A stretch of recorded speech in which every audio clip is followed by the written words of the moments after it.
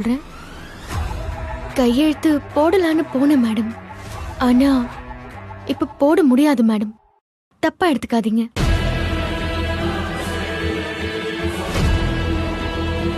என்னது?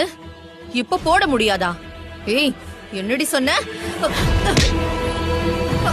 விடு. உங்களுக்கு கொஞ்சமும் உரிமை இல்லாதவங்க மேல கை நீட்டக்கூடாது. அது ரொம்ப தப்பு. ராஜி இத பாரு, இதெல்லாம் சரிப்பட்டு வராது. விஜய் கிட்ட சொல்லிதான் உடக்கி வைக்கணும். Excuse me madam.